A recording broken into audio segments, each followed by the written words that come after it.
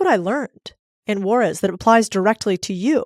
The most dangerous prison is the one where you don't know you're locked up and you do it to yourself. Right now, there's something in your life that you know you need to do.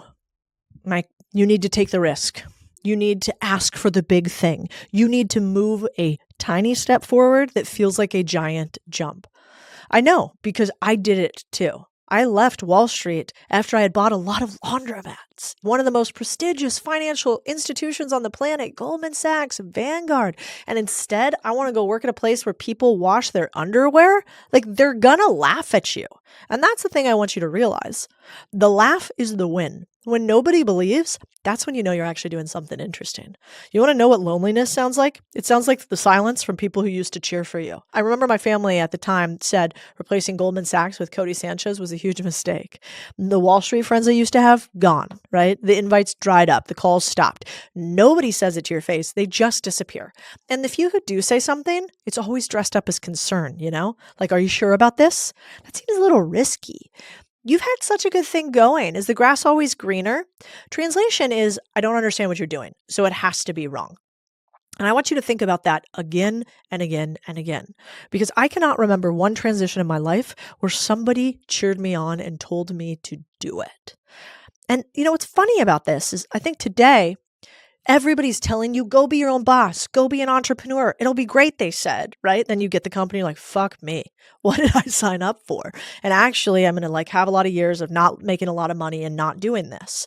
That is true. You don't have to go burn the bridges to have a comeback story. You just need to go work on something you're really passionate about. You need to go turn the thing that you do every day into something you are passionate about. You need to figure out how to play the game of money and business and do it right now where you are. Like, I think a lot about how much less money I would have made if I had started 15 years earlier, which is not very popular to say. Like, I talk so much shit about old bosses and old companies, but the truth of the matter is I learned so much on somebody else's dime. So every time they dissuade you, it's okay. Maybe you're not ready yet. Keep that in your back pocket for later. I was just talking outside to a guy whose name is Brian that I used to work with at a company called First Trust. And when I left that company, he was one of the few people that said, go do it. You're going to crush it at this. Go do it. You're not going to regret this for a minute. And when he saw me today, 10 years later, after that, maybe even 12 years later, he said, look at you, you're actually doing it. But you know what I looked back at him and said? I remember every piece of advice you gave me. Because let me tell you what, lots of people were dissuading me, but there will be a few people in your lives that are gonna make you believe that you are capable of doing something bigger. And I repeated back to him 3 pieces of advice that he gave me. He told me that you never sell anybody anything. You only find people who are predisposed to already want what you're selling. And if somebody hasn't already done the action you want them to do, don't ever assume they're going to do that action. The best predictor of future behavior is past behavior. And I repeated it back to him and he looked shocked. Why? Because I remember my haters just as much as I remember the people that cheered me on and gave me great advice. So yeah, it's fine. Let them dissuade you. But also remember all the people around you that think it's possible for you. You know, that laundromat cost me $100,000 and it made me $67,000 a year. That's a pretty damn good cash on cash return. Do you know how many hedge fund managers would sell their Patagonia vests for a 67% cash on cash return? A lot of them. But nobody saw it because it wasn't shiny. It wasn't tech. It wasn't a unicorn. It was a laundromat. And I bought a few more and I rolled them up into a portfolio and then I sold it. But this thing that I did back in the day is not that different from the thing that you have inside of you. And it doesn't mean you have to go do something entrepreneurial. I was talking the other day about, think about this for a second. Bain is a big consulting company, one of the biggest in the world, worth billions of dollars.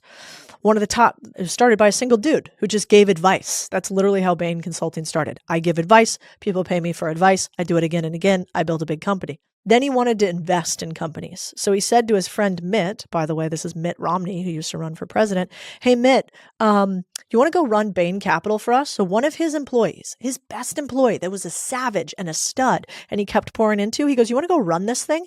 If it doesn't work out, come back, you can have your own job, you'll still make tons of money. But in the meantime, go run this thing. And now I walk past Mitt Romney's $80 million house on the beach in California often, and I chuckle thinking about the fact that there are all these people on the internet who tell you, you can't make a ton of money as an employee. Bullshit. Bullshit.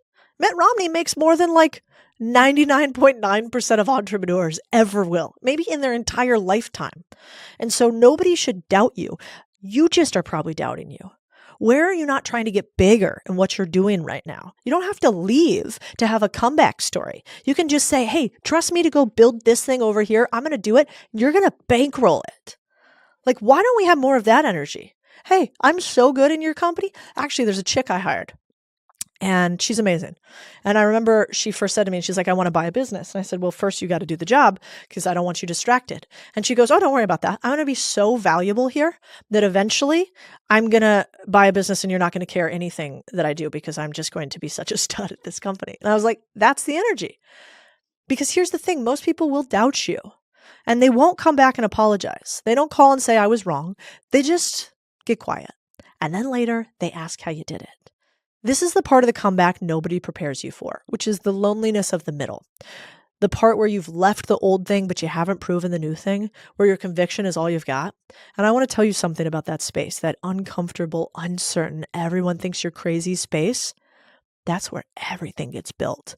It's not on the mountaintop. It's not at the finish line. It's in the ugly middle. That's where everything gets made.